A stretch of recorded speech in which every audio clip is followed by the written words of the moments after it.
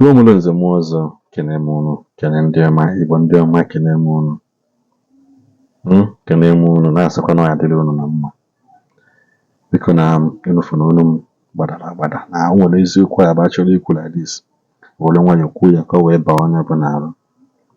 Biko, before I embark on this journey, nyere m aka share this video, subscribe on this channel, na-echa video, subscribe cha igbe notification gị, igbecha onye nnechaza video nwezi ihe ọzọ chọrọ ikwutile anya na comment section.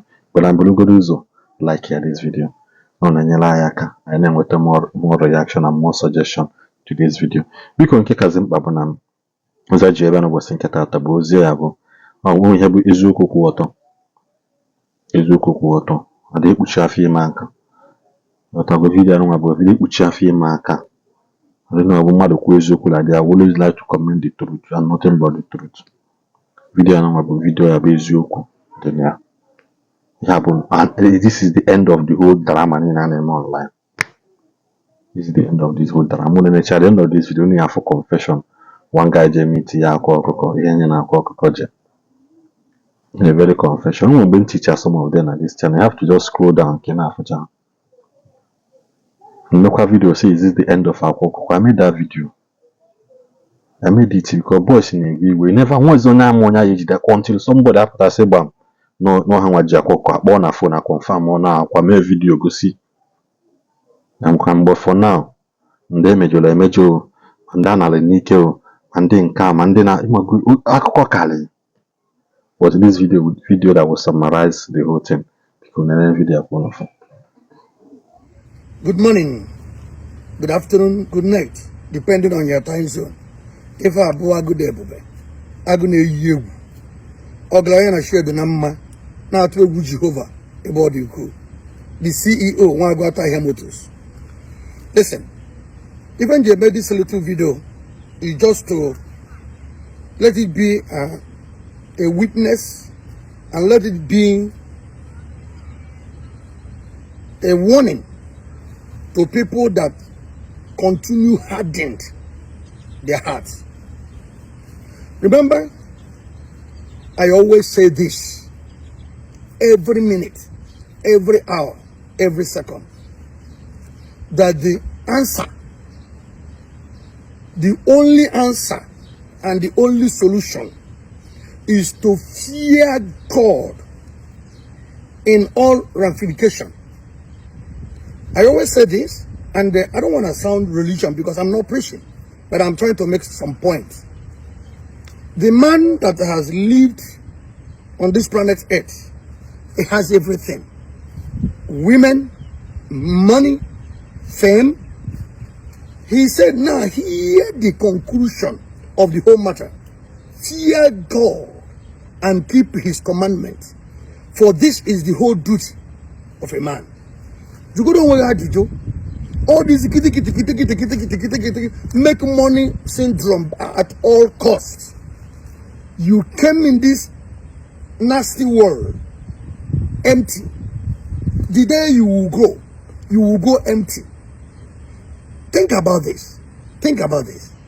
The day you were born, you were not even prepared. The food you will eat, the clothes you will wear, the house where you will sleep. The same way, the day you will die, it doesn't matter. Think about this. Have you seen anybody that, when they were doing the burial, they bring his private jet and they bury, bring his house, bring all the money in the bank? What is he telling you? All these things is good, but it's not worth dying for. It doesn't worth it. The length people go just to make money that we abandon here. I wish your eyes will be open. You know that it doesn't worth it. People knows me that I talk about 419, making money fast syndrome. It will leave you miserable. You see me, I must hammer. I must hammer. Hammering syndrome will make you cry. I'm not lying to you. I started telling you guys, don't go to church. Anyone that tell you go to church so that the Lord will bless you is your enemy. That was no reason why Jesus died. The only reason why Jesus died is for we to have eternal life. Nothing more. To reconcile us back to the Father. Every other thing people are doing in the church is their personal business. This is just an enterprise. People are cashing up on you, on your ability. Period. I came.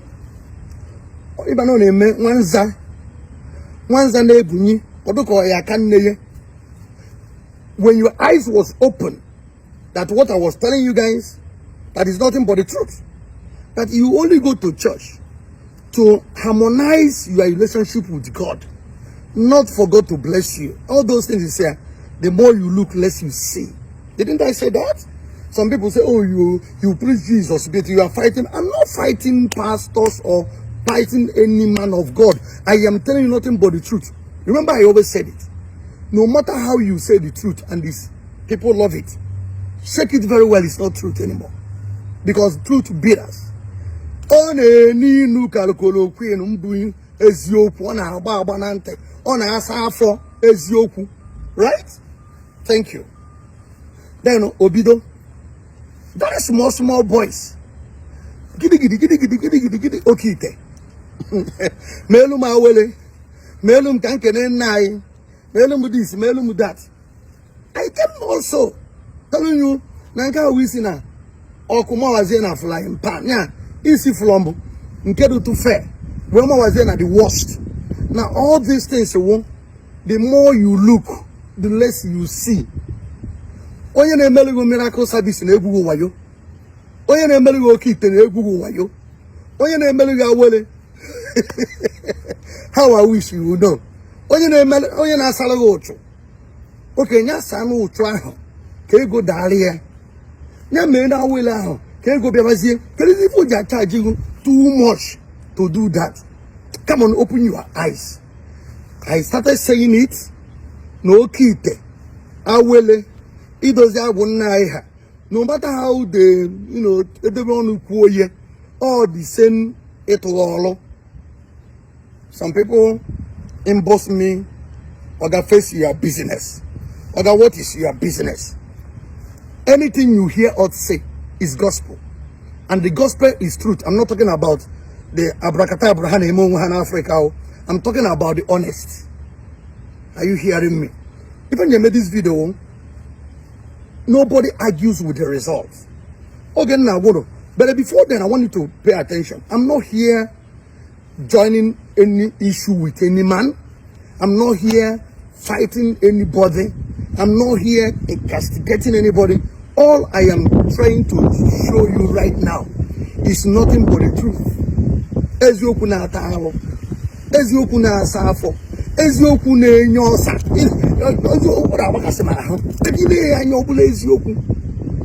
Listen, do you want to make money? Hard work pays. I'm a living witness that hard work pays. Hard work. My snow, my heat. It pays. Honesty. The key to all of them, honesty. It was like a fertilizer. Givers, genuine givers, they never lack on this planet Earth. If you can do these three things, hard work, honesty, and be a giver, my brother, that is Okite. My brother, that is Awele. If you don't do all this, you don't have any handwork. The Bible said that God will bless the work of your hand. You don't know. I say, okay, oh, I want to play a confession of unrepented believer. What did I say? A confession of an unrepented believer. Listen, when you listen to this, maybe you have heard it, but you never think about this. This is a confession of unrepented believer. He has believed what the more you look, less you see. Reason they made this thing, to discourage people can shape that all that glitters are gold. The another reason you made this thing, Kemalo, na it's already go for kite, and I made no kite with hard work, honesty, and the Ebasawaka. Gonna madu me ife. Take for example, now somebody say, "Oh, can you sell container?" You say yes. Open your container. Only if I everybody away see okpu, or you follow with another person. But when a container go buy aka, and like I have, I will buy afro. You will become poor and the poorer and poorer. Makagu one name Canada on Sina 419. They may be na ekana in a one in your generation. Yeah, it's na mago. The reason I'm doing this, Kemalo ifo in a more way you listen and bad. Okay? I want you to listen to the confession of unrepented believer. What did I say? A confession, because Obruna, every say go travel. The best person to talk about travel is me, because I'm not trying to sound boastful. I have traveled all the continents. So, other experience of travel, I have seen it all. So now I'm going to go out of experience.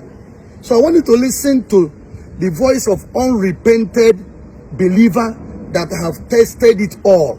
Onye jeli wayo we buoye. I wanna be welcome.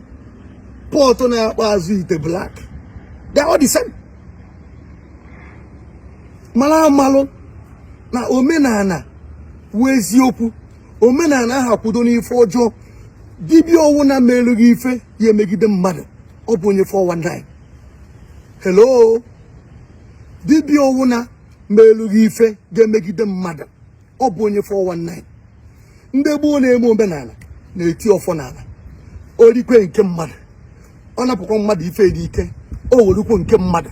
Ọ kwụọkwa aka ọtọ. Ife ọ na-eme agwụ anajide ya. Mana dibia na-emelu gị ka ije narụ mmadụ ife. Don't you see? No, in Egu waye blues of wood, so shut up. No need the same. Listen to what's it called? The unrepented. Why did I call him Oh, check Aleho. No, wayo. When you wayo guru wayo, but listen to this. Hello, one them Dalpan or do me one call on Egu. I bet one of these was na February. Listen. Last year. Heaven bear me witness. Yes, sir. And answer the robber bear me witness. I go to heaven now. Obuno na na-ekwu ya ka nkwu gide mmadụ ọ na na-eme ya ka mmegide mmadụ. Gente. Ọ na na-eme ya ka mgbochie nwoke ụzọ ọ bụ nwaanyị ụzọ. Heaven. Ka enyi wepụ m ọnụ. Jesus. The powerful as in, truth. let me die instantly. Are you hearing me? No, can make a muke Ragananiru or ka Nkojo Madu. I am telling you the exact truth here, madam. Obia de Mumma. Always open Gomo, but there is one to name new voice here. I trouble me combating Kitty, but there are still our brothers. Nalani. Can I make the same mistake in me? Which I am regretting. And I want to make unrepented believer. It happened on 2nd of February last year. Agamnanke Akwa Okuko Tiwaraki. So that fear because I'm a updates here on Facebook. So I went there with my brothers, signed the plane. So I seen here a full model then, but you about for 10,000. Then open the truck if you are express. If you that day, you go 100,000. That's 110,000. So Buna go to Sumnaba. Those three guys in the house say that nah, that kind of money. So I went in. I paid 110,000. I went inside. Akwasi mungini culture ko merem. kọwara ya sị ya gwa ihe m na-eme. Sị m 419. oke na ọ ya arụrụ m demospe. Na o bụ ụzọ sị m na ọ ya arụrụ m because ndị ha ma ya wọt ha ma ego na-eji na ọ ya arụrụ m o nwere afa nke ọkpụrụ blakọ mmiri ọrụ ọrụ m ya ma ọ bụzikwa na m achọ ha ka ọ rụrụ m demospe. Osi ego nekwan osi m nọ 1 million ka o ji arụ demospe. Yes, 1 million. Ihe nsi a na-eji m udo ego a na ihe mere ka nje bịa nke bụ ụzọ weta 550,000 cash wetara ya ka chee na mma yọta ya yọọ ya enu yọọ ya n'ọsị mba gaghachi azụ na banki weta 300,000 ọ bụrụ 850,000 yọsịa ya sịa biko na highest ka njide gị 150,000 na ọ bụrụ na ịrụsịa ya ife dị mma ka m wetara gị dị balance. Osi oke. Meanwhile, oge m banyere ebe I met my friend and my brother the same village inside that place. Mụ na ya nọkwa ofu obodo. So the guy sị mụ na ihe akwa charge na nke ya with 3,500,000. Onye m na-agwa gị ya ngwo na onye m na-agwa gị ya na ọ nwụrụ this year. This guy mụ na ya banyere n'ime ebe a. Do amakwa m ihe mere ya. I'm just saying na amaghị m ihe mere ya. So the guy sị m na akwa charge 3,500,000. Akwa rụrụ mụ na ya ọrụ the same day n'ebe m nọ ana na ebe ya na onwe ya na ana. So akwa rụchara ya ọrụ. Sign na before 21 days everything ebidoro wọlụ. Na anyị alakwana nwaanyị ọ rie nri nwaanyị siri. Wow. Nwaanyị nọ na nsọ siri. Mụnwa the whole week niile noodles ka m na-eri and mụnwa ji aka m esi nri ya. I can cook, so I cook in my house. I was indoor to avoid making any mistake. So after 1 month, I just na village. Watch him that kind of a thing. Just 419. to avoid excuse me. So after everything, 1 month, 2 months, I won't hear him for. Even though self, but I didn't want to go with the end with nothing. Everything about you go. So I have to go back. Meanwhile, going to that place, I met many guys. I made friends. And then I made a question of contact. Akanko. Buka guys in Nueva. So I ain't on the phone, no incap or Korean and Keko said, that kind of a thing.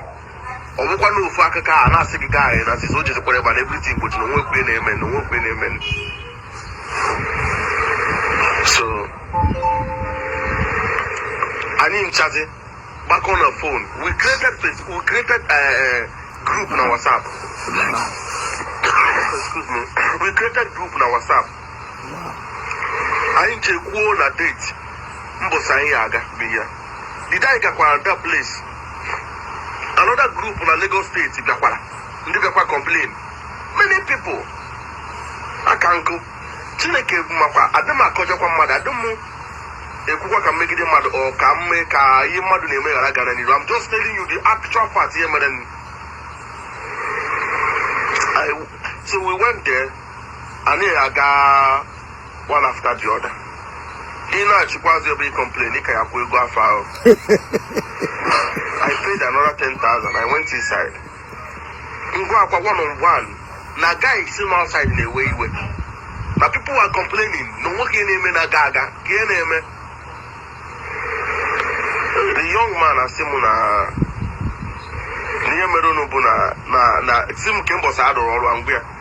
Osim at that time, when I do a roll at that time, who can get and Andy Rudy or do now, whom I don't answer. Gotta maybe see everything.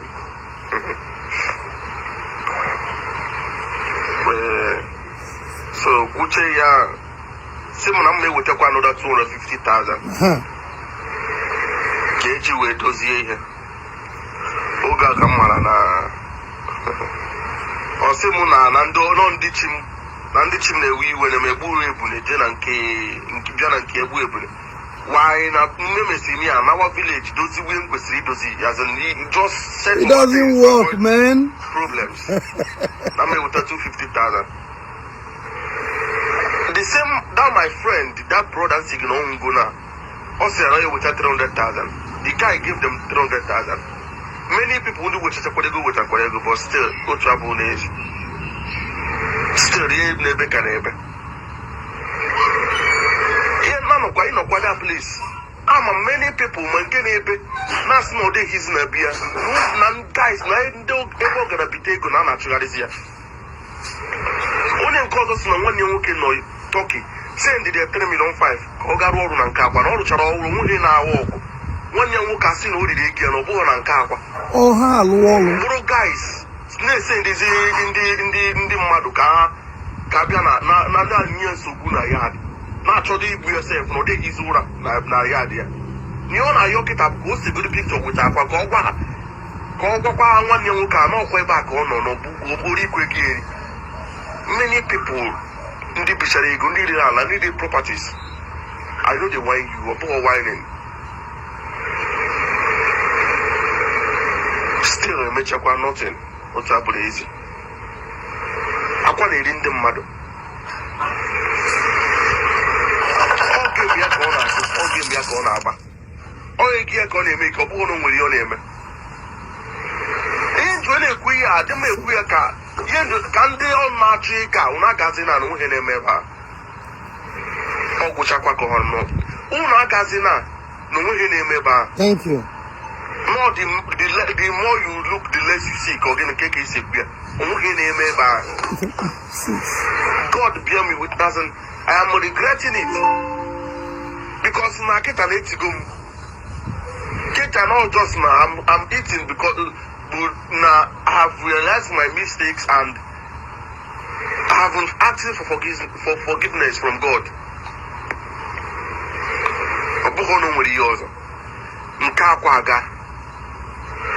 I went to Ezobi in Asaba.